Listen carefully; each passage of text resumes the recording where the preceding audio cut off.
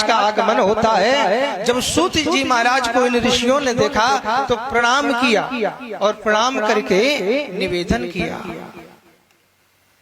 कि महाराज आप परम ज्ञानी हैं, आपका जो ज्ञान है करोड़ों सूर्य के समान है। सूताक्षाई कथा सारम मम कर्ण रसायनम। तो आपका जो ज्ञान है इसलिए आप हमें ऐसी कथा सुनाएं कि भक्त ज्ञान विराग आप तो विवेको वर्धते महान। भक्त ज्ञान वैराग युक्त विवेक हमें प्राप्त हो और साक्षात गोविंद का दर्शन हो।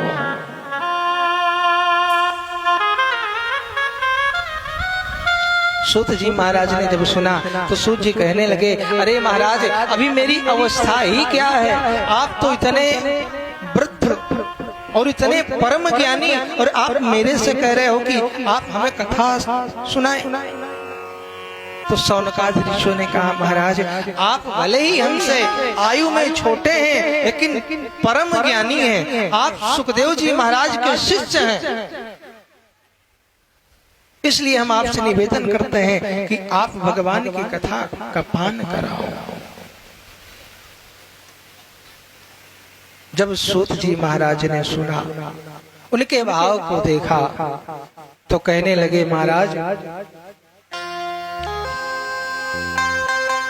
आपने बड़ी सुंदर बात की, इसलिए आपने मुझसे कहा है तो जो ज्ञान मेरे गुरुदेव के द्वारा मुझे प्राप्त हुआ है मैं भगवान की कथा आपको अवश्य श्रवण कराऊंगा, किंतु उससे पहले मैं 2 मिनट के लिए अपने गुरुदेव का स्मरण कर लूं। तो सूत जी महाराज अपने गुरुदेव का स्मरण कर रहे हैं। तो आइए हम भी अपने अपने गुरुदेव भगवान का स्मरण करते हैं।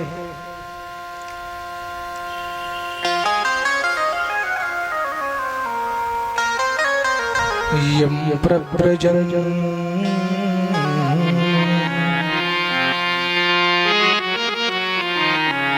यम प्रव्रजन्त मनुपेत कृत्यम् द्वैपायनो विरह कातर आजुहार पुत्रेति तन्मयतया विनेदुस्तु तम सर्वभूत हृदयं मुनिमातोष।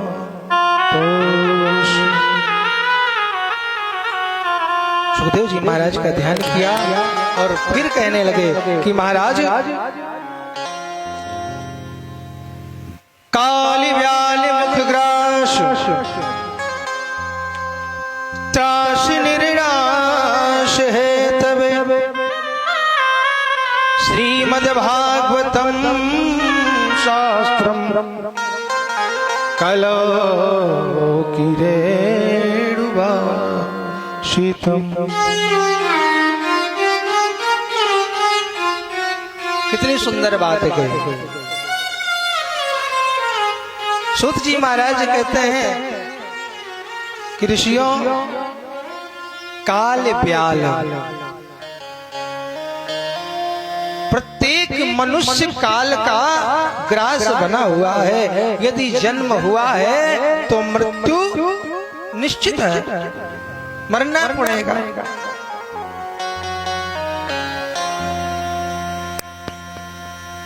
अच्छा, मृत्यु ही नहीं, जन्म के समय कई चीजें निश्चित हो जाती हैं। जब व्यक्ति का जन्म होता है उसी समय बहुत सी चीजें निश्चित हो जाती हैं। जैसे 5 चीजें, आयु कर्मम च वित्तम च विद्या निधनम में वो। जब व्यक्ति का जन्म होता है तो सबसे पहले उसकी आयु निश्चित हो जाती है। कितनी आयु मिलेगी,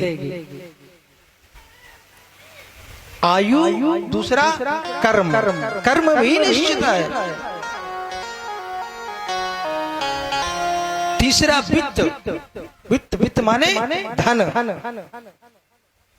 धन भी निश्चित है। जितना धन हमारे जीवन में निश्चित है उतना ही मिलेगा। आप लाखों प्रयास करो, यदि हमारे जीवन में धन ज्यादा नहीं है तो फिर आपके प्रयास करने से भी नहीं मिलेगा।